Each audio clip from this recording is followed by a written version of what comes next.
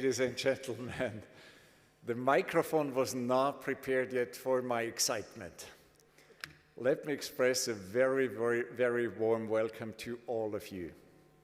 It is our starting event of this academic year. It is our grand first semester, our freshers' welcome.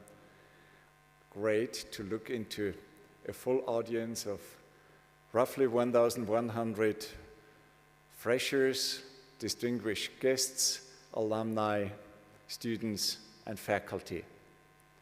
A very warm welcome to all of you. And perhaps the warmest welcome goes to a special guest, our distinguished guest of today. Let me please ask for a warm hand for our European Commissioner on Innovation, Research, Culture, Education and Youth, Mariya Gabriel. Thank you for being here.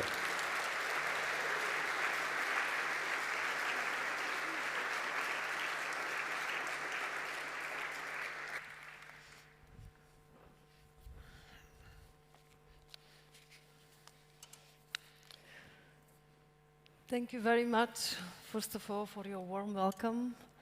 Dear rectors, dear Andreas, dear students, ladies and gentlemen, first of all, I would like to say thank you very much to MCI Entrepreneurial School and to University of Innsbruck for the opportunity to meet you, to learn from you, to discover you, and yes, again, to be confident that excellence is everywhere in our European Union, but what we have really particularly strong, that's our talents, that's our universities, that's our wish to see that the knowledge of triangle, research, innovation, and education is here for our societies and for the benefits of our citizens.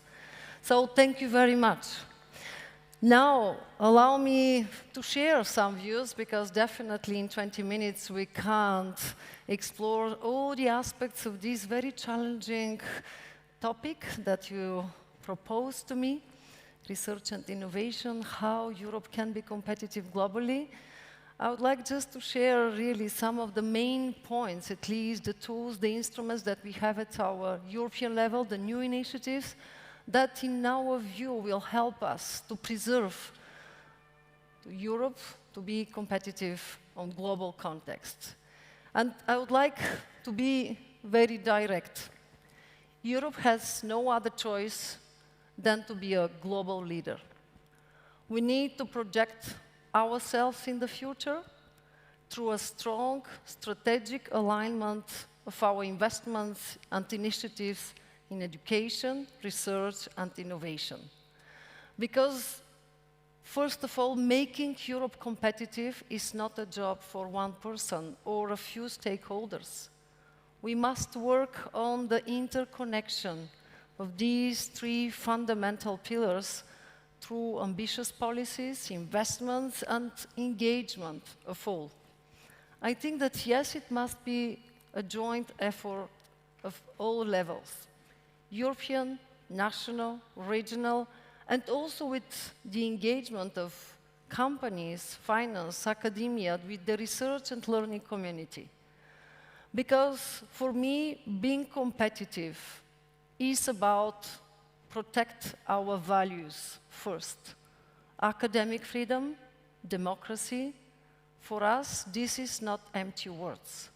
But dear young people, with your generation, we should continue to preserve what are our fundamental principles and how, in this very dynamic, tense, geopolitical situation that we are living, we can continue to be behind these values.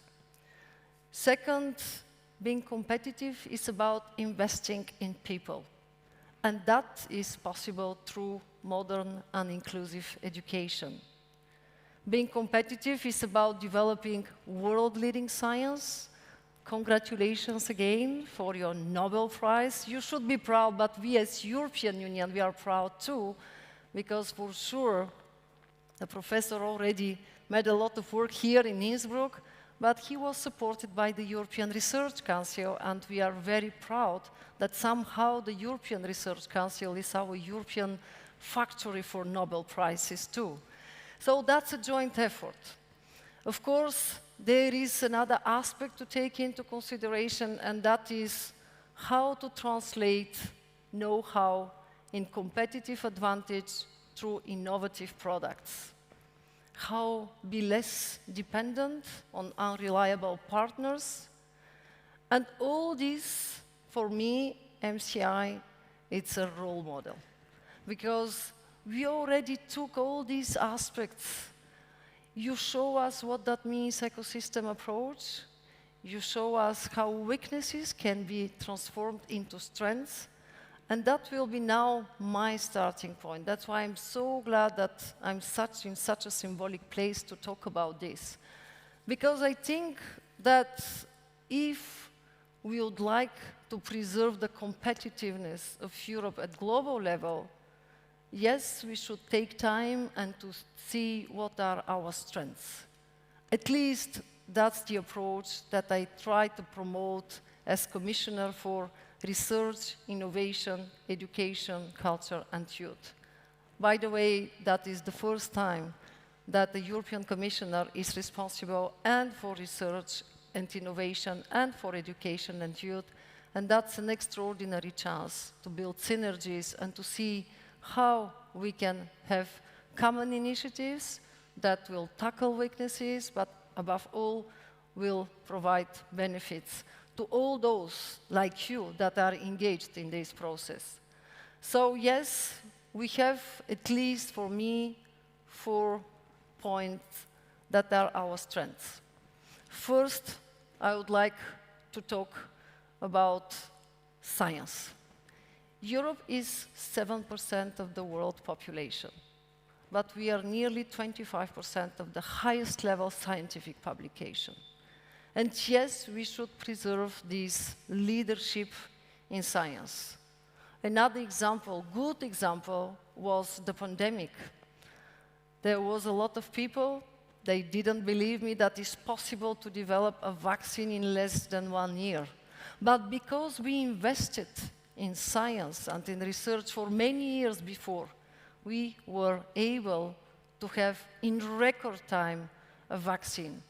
But here, for me, is the main message. We should continue to invest in science, in fundamental research, in order to be prepared, to be resilient, and next time to have rapid solutions to the problems of our citizens. And yes, it's important here to preserve our leadership in science. I'm very glad that with the Horizon Europe program, the biggest in the world program for research and innovation, 95.5 billion euros. And here, thank you very much, Austrian presidency, because I will never forget the 17 hours of negotiation on Horizon Europe program. We finished at 5 o'clock in the morning.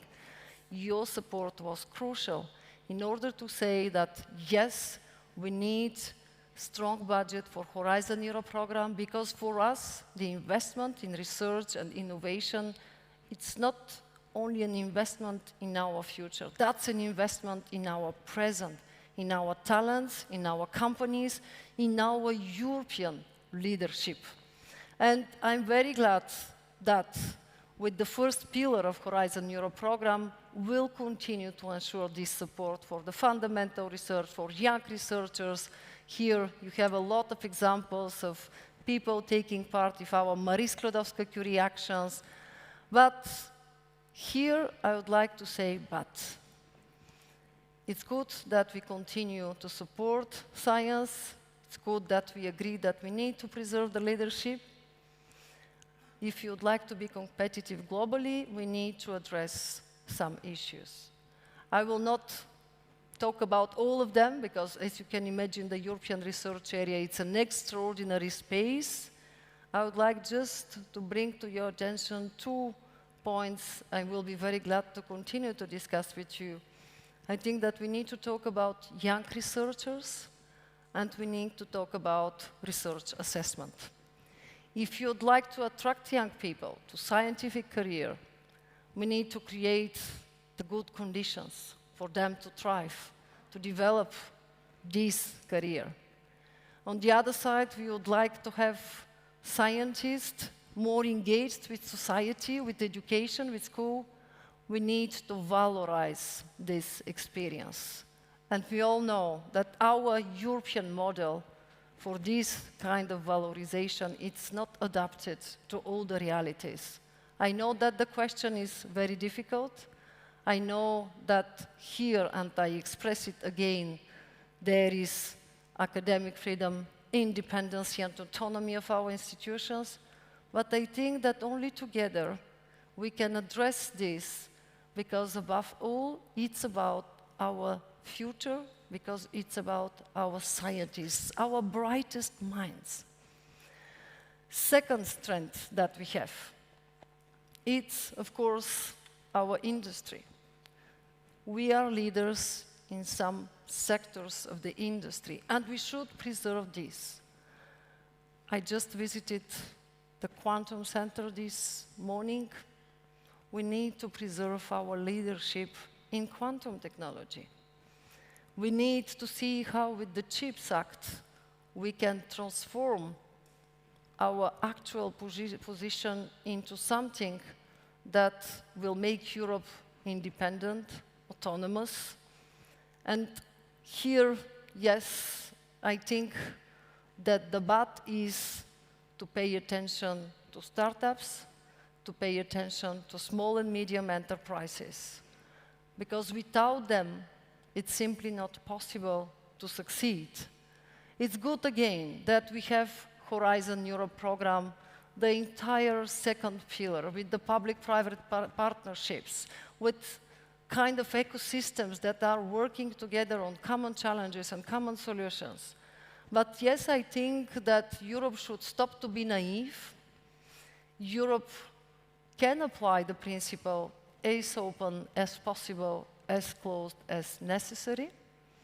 And we need to identify together with all of you, that's not the European Commission who should decide, to identify the strategic areas, our like-minded partners, and to go ahead, and to work in this direction.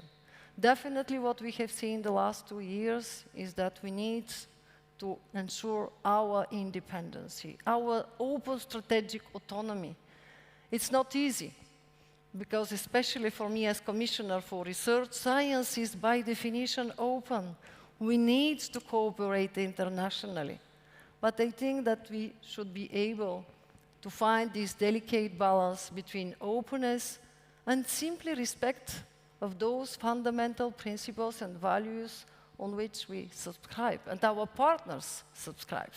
But we need actions, not only beautiful words. When we talk about reciprocity, when we talk about level playing field, we need this time like-minded partners, and we need reliable partners.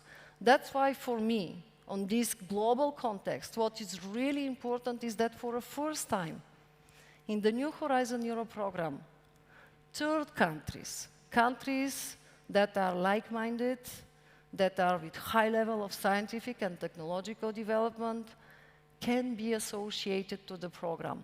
Never before that was possible, and the association to Horizon Europe program is the closest form of cooperation. So, of course, as you can imagine, now with my team, we are looking on those countries, and I very much hope that very soon, by the way, the most important is to have it this year and not at the end of the multi-annual financial framework, partners like Canada, like Japan, like South Korea, Australia, and we are working in this direction.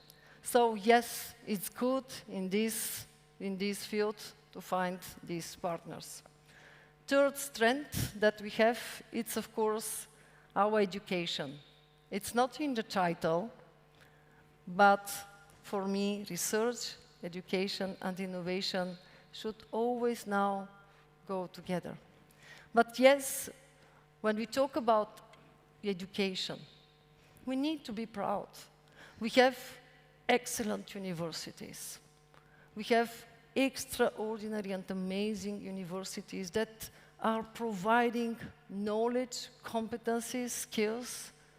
And for me, now you are showing how we were right to count on you, and this capacity of innovation and knowledge and competencies with the European Universities Alliances Initiative. It's our flagship initiative. The European Universities Alliances are, for me, the European universities of the future. But we need now, together with them, to propose solutions to problems and challenges that are here for many years.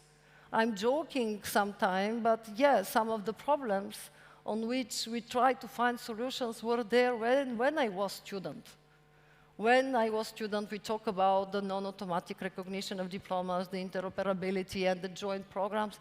I think that, yes, this time we count on you to propose solutions to us. And you already show an extraordinary capacity of innovation. That's why, dear students, we are so lucky to be in Innsbruck, to be in MCI, to be in the University of Innsbruck, because they are drivers. They are in a driving seat for these European universities of the future. Now, for sure, we need to address some of the key challenges. We all know that our big priority is now the green and digital transitions. But we need to prepare our young people with the right competencies for these green and digital transitions. Maybe we started a few years ago to talk about digital skills, and we have to continue. We have the Digital Education Action Plan. With the universities, we are addressing this. But what's about the green skills and competencies? We even don't have a very clear definition. So I count very much on our universities and the alliances especially to show us what is this necessary knowledge in order to be competitive, because we know that that's the direction on which we are moving. Now, here for me, when we talk about education, the key word is talents, and the key word is Europe as attractive place and destination. And you can see that I'm using attractive place first, because we all know that there is a lot of negative phenomena. Personally, I try to convince people to stop to talk about brain drain and to talk about circulation of talents. We need here to provide to our own talents the necessary conditions to see Europe as their home. No one can retain me as a young person to stay in some place, but I can choose this. I can make my own choice because I see that the example surrounding me is supporting me, is providing me strength, and I can thrive. I can simply develop my idea in my project. And after is coming, of course, this big challenge. If you'd like to be competitive globally, we need to transform Europe in much more attractive destination.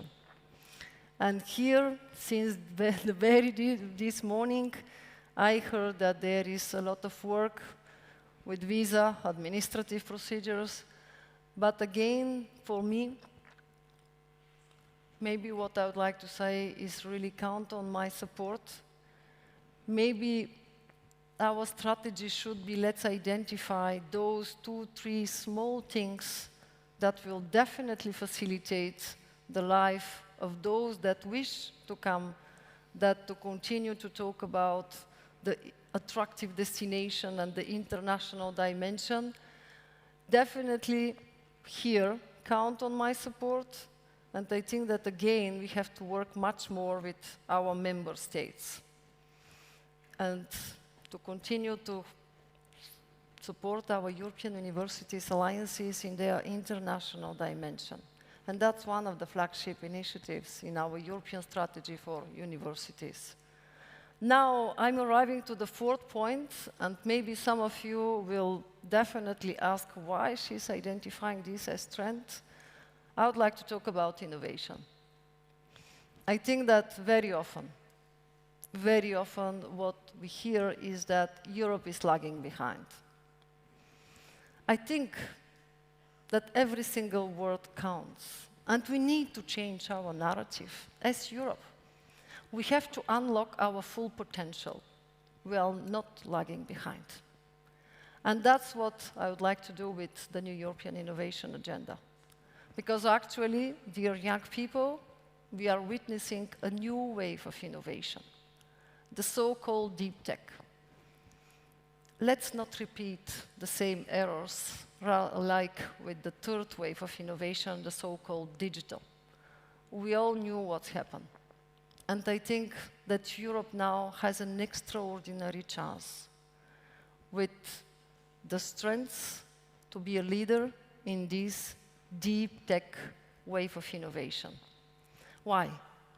Because the new wave of innovation is an extraordinary combination of science, we are leader in science, of industry, we are strong in key sectors in the industry, with talents, especially engineering pool. We are not talking here only about software developers, and we know what's happened. That's now part of our life. The peak is here.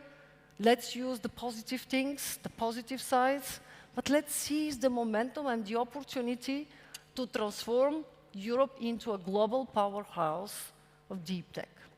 And we are able to do it. Why? Because deep tech, for me, is different from the digital wave, because it's providing solutions that are touching our daily life. Energy, transport, mobility, health, food, agriculture. Let's look around us and see how much we need that. Something else? 97% of the companies that are engaged in deep tech are providing answers to the Sustainable Development Goals. So yes, it's in harmony with our values and principles. It reflects some of our strengths. We are not anymore here just to try to copy. People will always prefer the original. And it's really, for me, the time to invest in you, in universities, in talents, in startups, to work together and to seize the momentum. By the way, here, we need to say that with the new European Innovation Agenda, we try to change the approach. Because very often when we talk about innovation, you hear the question, yeah, but Europe is a regulator. And we know that innovation and regulation, it's something very difficult to make work together. This time, what is different with the deep tech innovation and the innovation agenda is that since the very beginning, even at the phase of the co-creation, regulators, industry, innovators, universities, local authorities are together. That's what we propose to do, to go in this direction together and not to try to regulate 5, 10 years later when we know that it's very difficult. And every one of you know about what I'm talking. So now we have the new European Innovation Agenda. This European Innovation Agenda is the result of another changed approach, and that's what I would like to say. If Europe would like to be competitive globally, we need not always to use the top-down approach. We need to sort from some kinds of the bubbles that are for different topics and to do it differently. For the new European Innovation Agenda is the result of the work of the stakeholders and the actors of the ecosystem.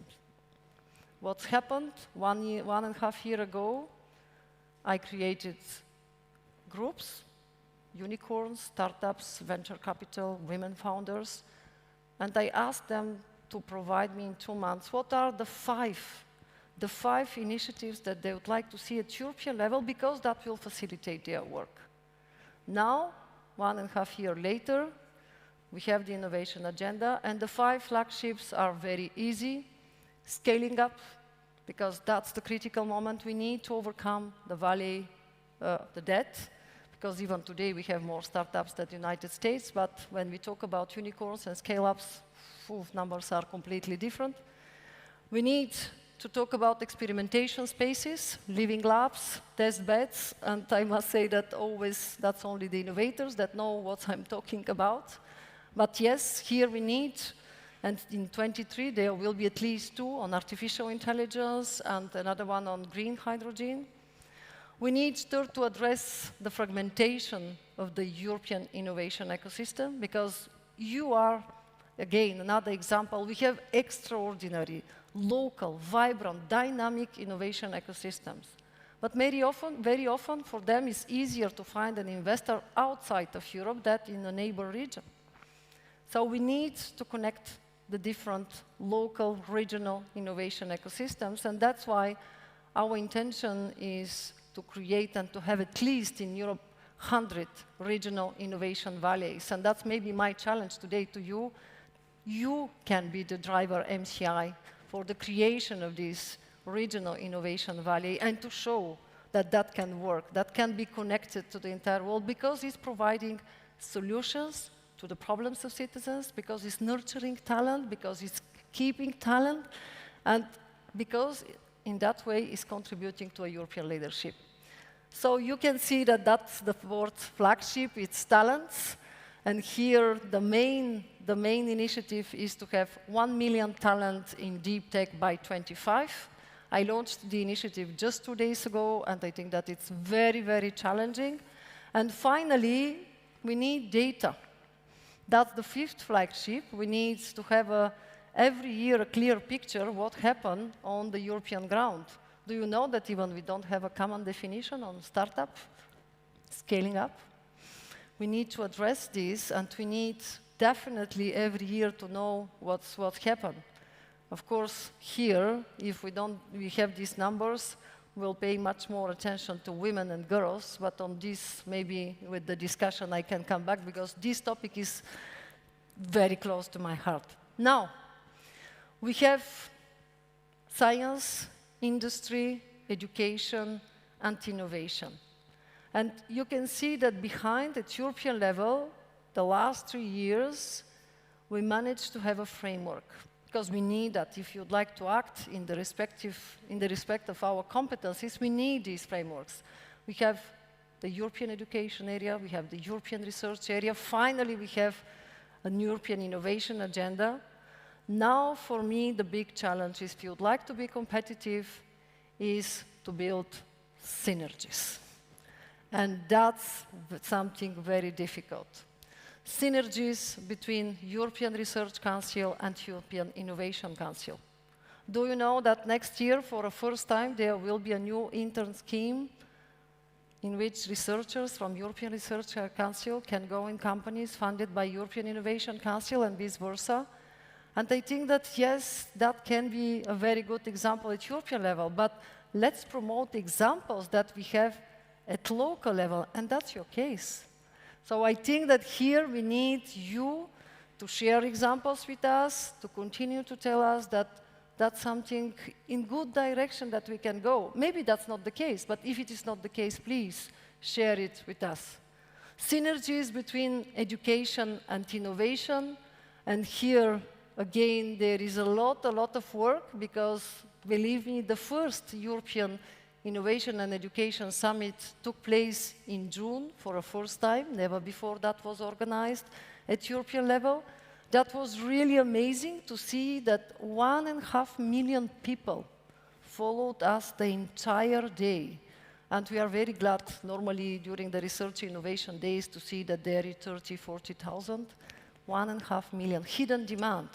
But again, you are an example of something that is now starting to emerge more and more at European level. And yes, here at least 2 things: European network of innovative universities. Don't hesitate to spread the news, to see how you can join forces, how you can learn from each other. And of course, again, here, European Universities Alliances and count on you to put in place what is already in the European strategy for universities, our new program, Incubators at Universities. And again, I saw this morning, we anticipated what I would like to see now, that others will be inspired by you, from your examples, and you can show us how we can scale up, how we can have a critical mass of institutions, universities like you at European level, because that's for me the challenge if you'd like to continue to be competitive globally. Finally, synergies between European and regional level. I think again that here our regions have a particularly important role to play. That was first time in the history of the two institutions, the Committee of the Regions and the European Commission, that 2 years ago, on my initiative, we signed a joint action plan where we decided to work together on concrete initiatives like now with the regional innovation valleys, the missions in Horizon Europe program, or simply the new European Bauhaus. But here, that's something new. We need, again, to work much more in this direction, because being competitive globally, it's not harmonizing and unifying. It's really to preserve the richness of our diversity. That's something unique that we have, and we need to preserve it. Because a region, for every one of us, that's culture, that's identity, and it's something that is completely aligned and can be in harmony with our European identity, with our values, with our principles. Finally, synergies between different fundings, because as you can see, never before at European level so much money was invested in research, education, and innovation. Never before. We have Horizon Europe program, 95.5 billion euros. We have Erasmus Plus program for the first time, 28 billion euros. We have the Recovery and Resilience Facility plans. For the first time, our member states decided to invest only in higher education, nearly 80 billion euros for the next period. But my question now is, how will fulfill with adequate content the intention to invest this money? Where there is an added value for our students, for our universities, for our teachers, for our professors, for our researchers, for our innovators. That's the challenge, and I think that we have to use the momentum again the next few months. We don't have so much time in front of us to see how these synergies can be built. Now, we have frameworks, we have budget, we have initiatives, we have this demand and wish to go in this direction, research, innovation, and education, working together, ecosystem approach, really investing in our strengths. You can see, dear young people, that I'm missing something, and that's the most important. It's you, our talent, our young people. 2022 is the European Year of Youth. This year we decided to dedicate it to young people because we want to listen to you, to engage and to support.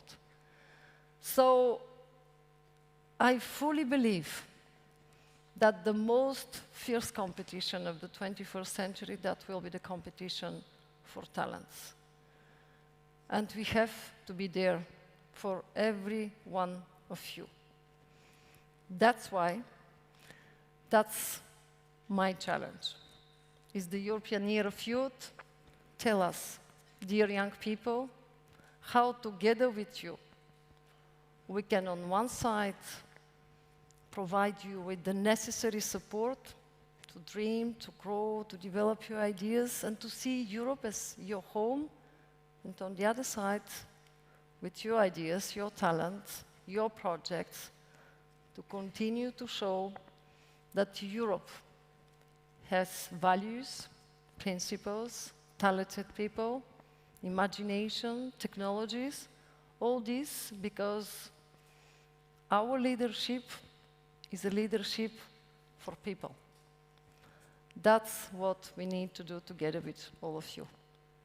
A leadership that is not here in order to show that others don't have the same importance. But the leadership, global competitiveness, that is building partnerships, is providing opportunities, and where values, that means really human, emotional, constructive relationships.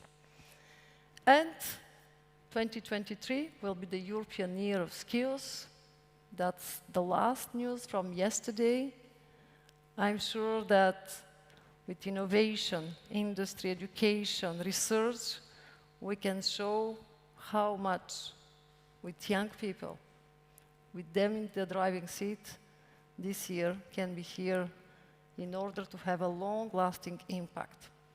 So, yes, Europe can be competitive globally by investing in people, by insisting on their strengths, by being firm on values and fundamental principles, and at the same time, by staying open with a mindset that is simply reflecting the time in which we are living. Thank you very much.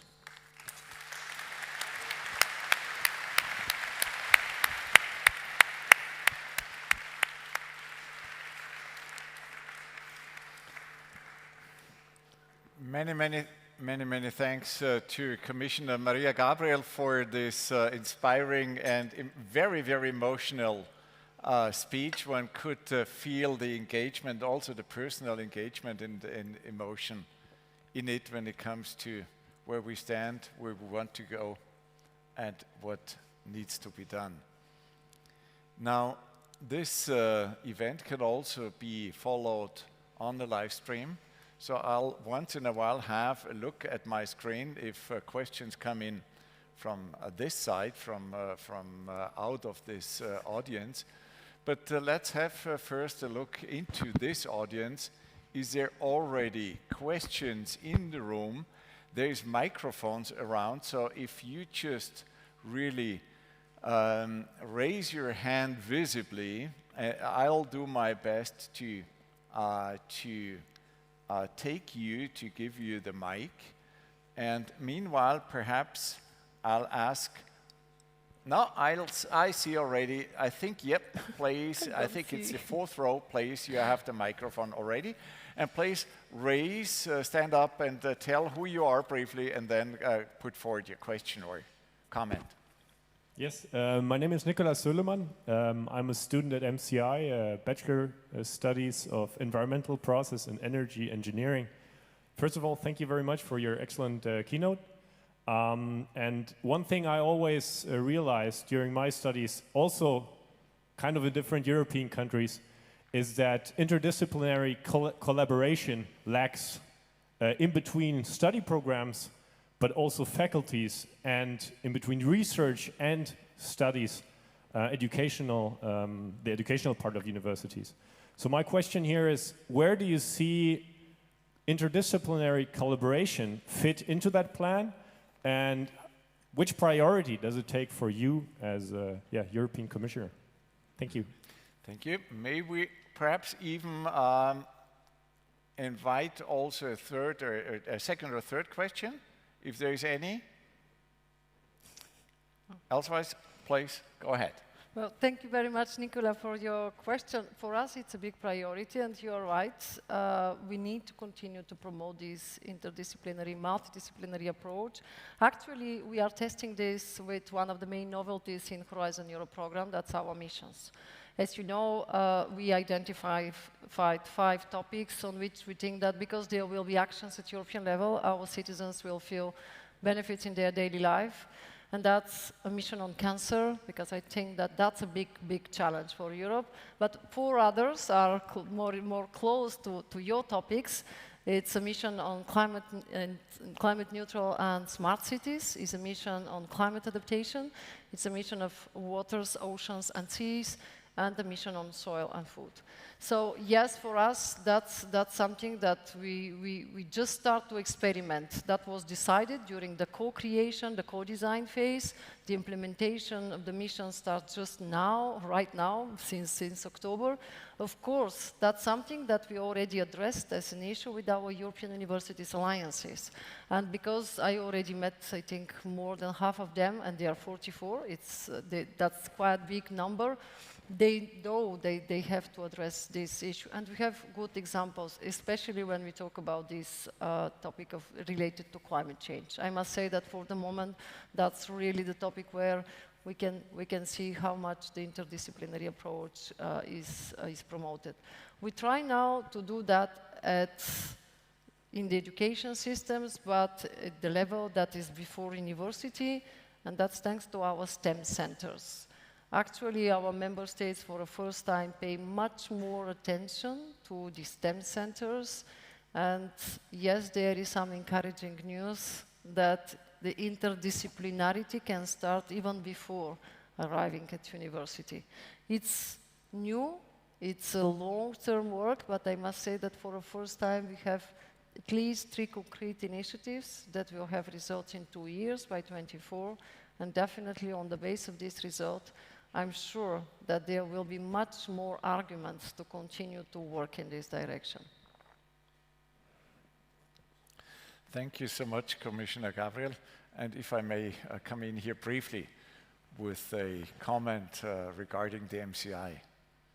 Our new campus will bring you all together into one campus. That will increase rapidly interdisciplinarity, although we are already doing what we can to promote that. Now, is there additional questions? I see some in the back. And there. And also perhaps up front, please help me. Yep, there's one in the second row, but first I think the microphone is already with you. It's your turn. Mm-hmm. Yeah, good evening everyone. I have a small question. Is Europe better off or worse off without the member UK? Did you get it? Is Europe better off without the UK? Oh, don't ask me that. I'm a commissioner for research. And you know that it's a very difficult situation. They took their decision. I must say that since the very beginning, our message to UK was very clear. We had so good partnerships for many years. We built a lot together.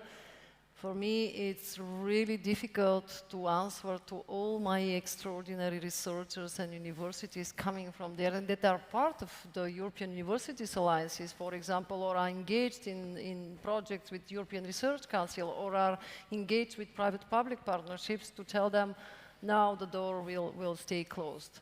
Actually, what we wait is much more a reaction coming from UK side, because even for this 1.5 year as transition period, what we have done, that we opened all our calls to candidates from UK.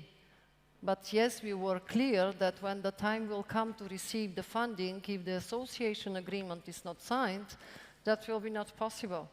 So yes, the clock is ticking and we don't have so much time, but the ball, if I may, is in their side. Thank you.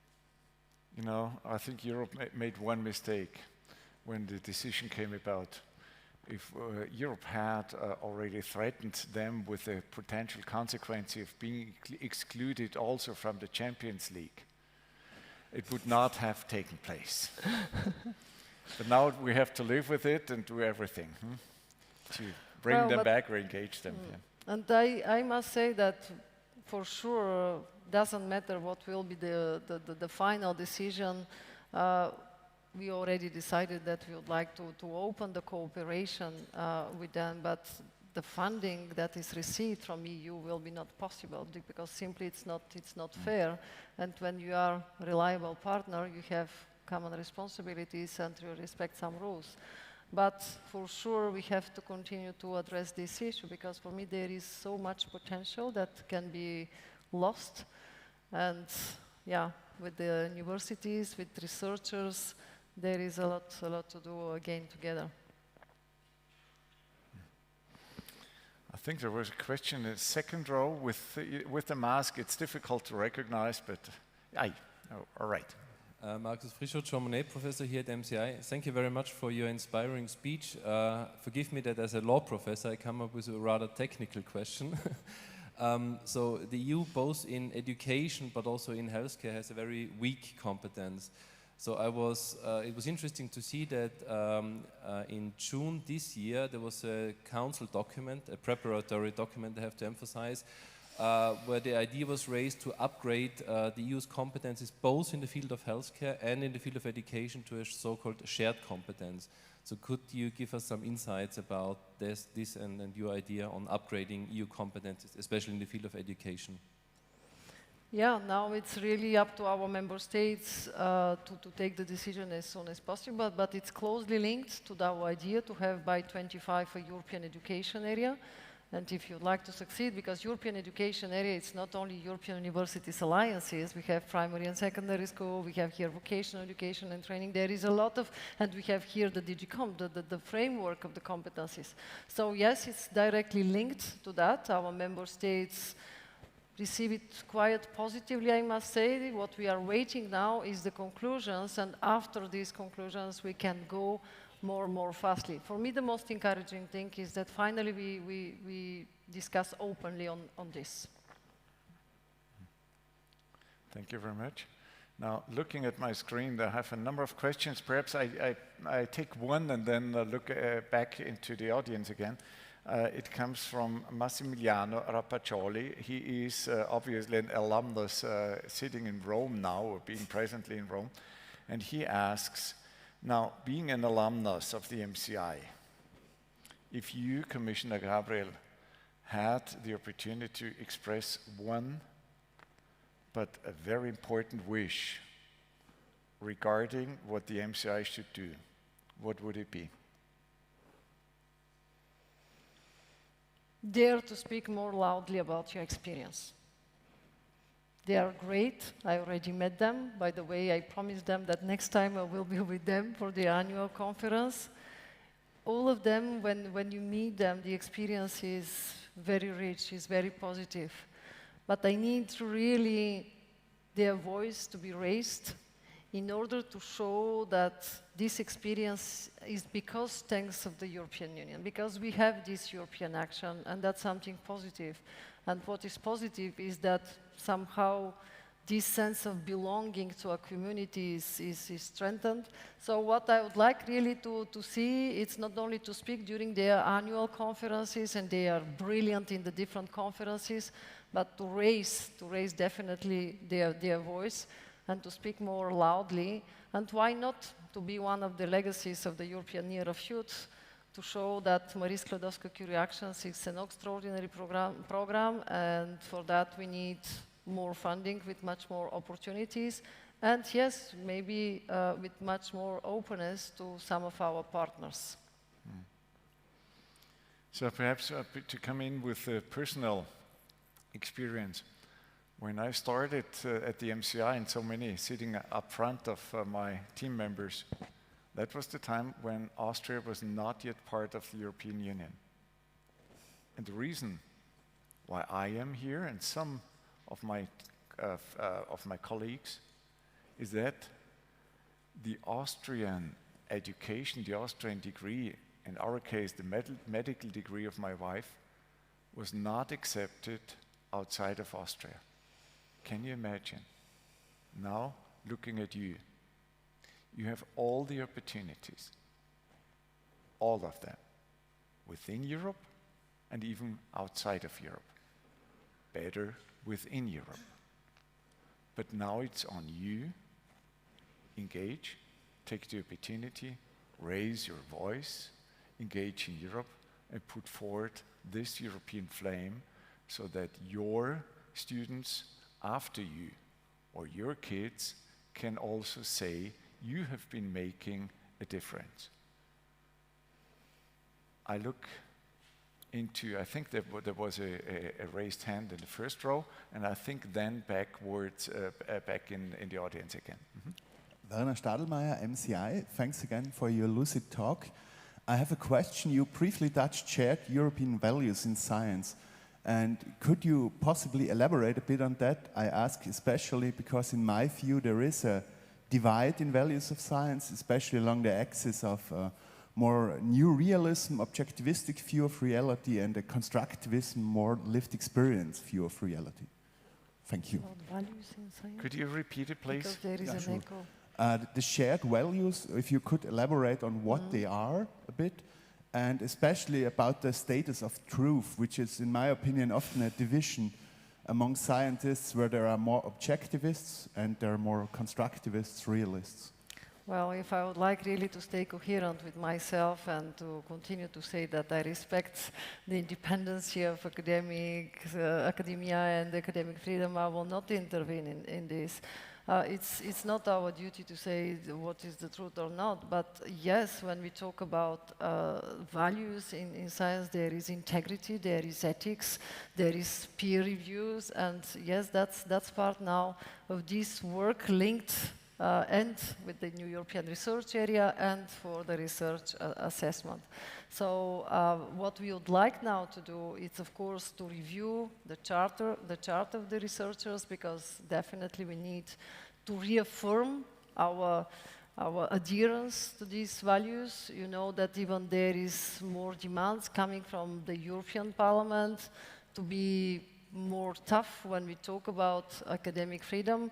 What we would like to do is that at European level to reaffirm that for us these principles are not negotiable. But it's true that it's not the competence of the European Commission. It's our member states, and that's why I very much count that in the framework of the new policy agenda in the European research area, our member states will again show us at least, but by concrete initiatives, their support. But we need to address this together with the institutions and with the member states. For me, my opinion is already expressed in the new European research area. What I expect is something more, even what I expect is more a critical mass of people working for this, and that's what we try to do with the European research area. Thank you very much. If I'm not mistaken, there's a question here in the second row. Yes, please. Thank you. Hi, Cora Mantel, working for Oliseus, the European university that MCI is part of. We love everything that you do regarding to women advancement. Still, unfortunately, in gender equality, we see a lot of challenges for women, especially in academia. So I would love to see from one female to another, I would love to hear your opinion, what your future plans is. Thank you. Thank you very much. Well, indeed, this topic is very, very close to my heart. What are the numbers actually in Europe? And that's for me always the starting point, because I like numbers too. First, 46% of PhD graduates are women. Fine. Here we have very good results, but only 26% of directors of our universities are women. When we talk about innovation, numbers are really, really alarming, because only 22% of ICT professionals are women. And for me, there is even something more alarming when we look at venture capital invested in women-led companies. In 2021, in the European Union, it was 2.1% in venture capital invested in women-led companies, and in 22 is 1.1%. Not acceptable.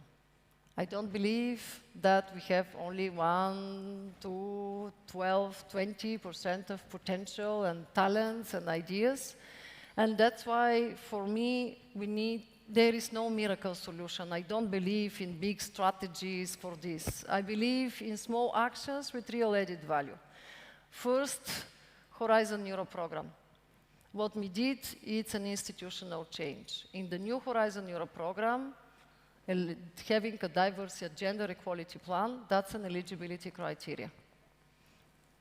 In the new program, all these public, private institutes, centers, companies that would like to be funded have to have a gender equality plan. Something more, every year, we'll have a monitoring to see if these beautiful papers work. And in order to encourage, already we have more than 1,500 organizations that submitted to us this plan. We'll have, at the end of this month, a new award for gender equality plans in order really to encourage all the participants in Horizon Europe to follow this.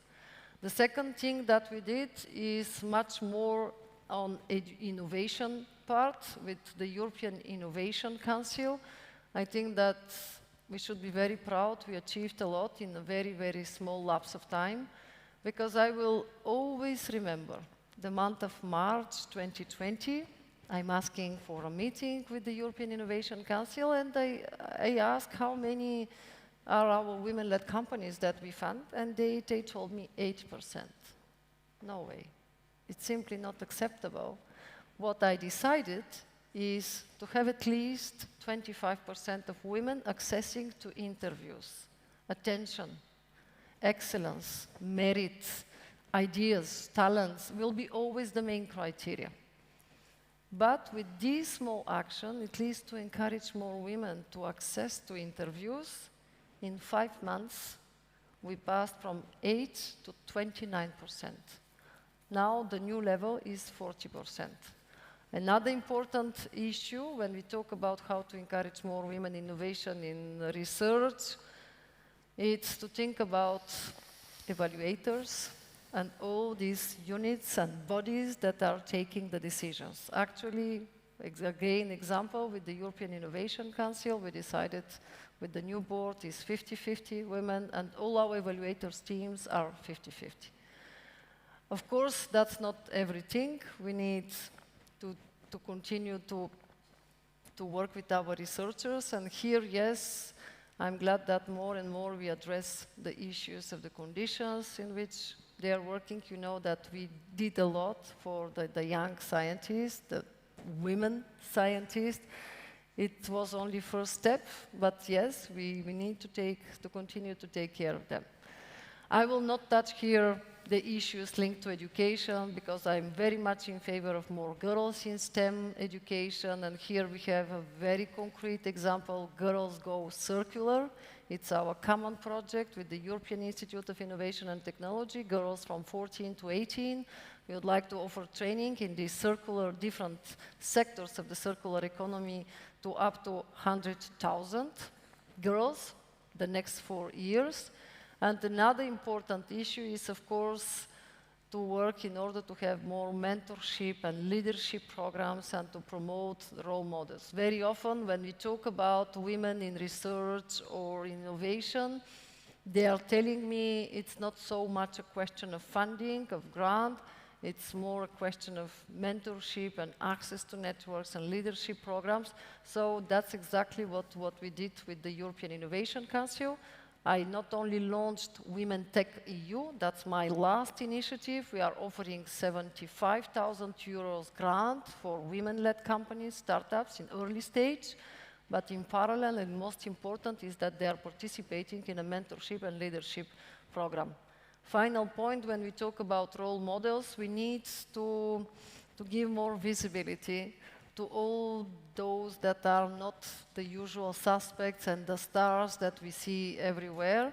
And that's why, for example, at my very, very modest level, with my team, we have the information campaign, She, You Leads. Every week, I'm giving visibility to a woman that for me, for my team, for others, is a role model in the field of education, of innovation and research. And that's really, for me, these girls and women that merit it. But believe me, when I started the campaign, it was not easy to receive a lot of messages on social media asking you why you promote these completely unknown people. Because they are, for me, the people that merit to be promoted and to be supported. But we need much more actions like this one. So yes, I can continue to talk about this, but again, for me, if there is no, at least a triple level of actions, from institutional to information campaign, from concrete actions that are after engaged to be scaled up, that will be not possible to achieve the results that we want. But of course, all this in full harmony and in good cooperation with men and boys, because very often it's true, when we talk about girls and women, I receive the remark, but we should talk much more often with men and boys in order to be sure that we are advancing together. And we pay attention to this too. Thank you. Now, thank you very much. The boy has to raise his voice. Looking at the time, unfortunately, we need to come to an end. I have been seeing now popping up hands in the audience and also popping in messages on my screen, but unfortunately, I have to come to an end, and perhaps there is a very, very last question from my side. Now, addressed to the audience. These are first semester students on the undergrad or undergraduate level. Which advice, if there is any, would you give them? Be bold, think out of the box. We are with you. Thank you. Thank you so much.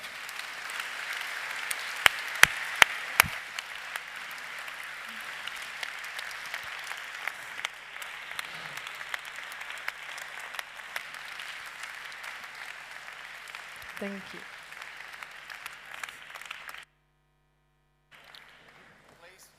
Just for some organizational remarks, stay seated for a while. First of all, I'd like to invite you to prepare your cell phones, put on the lights to do a selfie. And in the meantime, I will do my best to express the gratitude of the MCI, and for compliance reasons, it's not funds, it's not money what we are presenting, but it is also something of value. It is this gorgeous backpack filled with a hoodie, a college sweater. Thank you. And our pop socket and many more goodies, all below any compliance complexities. So it's the value of the meaning and the value of the beauty. Thank you so much for being with us. Thank you. Thank you. Yeah, I'm ready. Yeah. Then I would like you to put on your flashlights, your cell phone lights. Yeah, raise them, and we'll do a selfie for a farewell. And please, after we give a farewell and say goodbye to the commissioner, I'll escort her out of this room. There will be some interviews, and then we'll say farewell. But you, please, then, after a short break, be here 5 minutes to 5 o'clock p.m., the latest, to continue on with 2 little podium discussions, including students and alumni and employers. So, ready? We'll do now our selfie.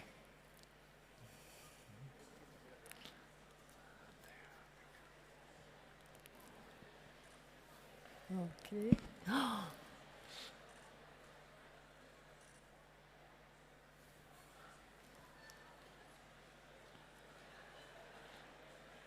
Je peux aussi? Thank you. You all look great. Thank you. What? Sorry. Excuse me, once again, I took the wrong hand, so blame it on me. Okay. Sorry.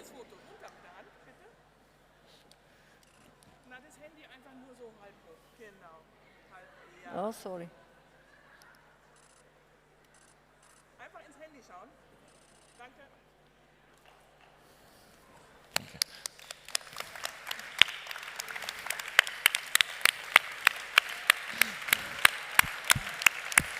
Enjoy break. Thank you.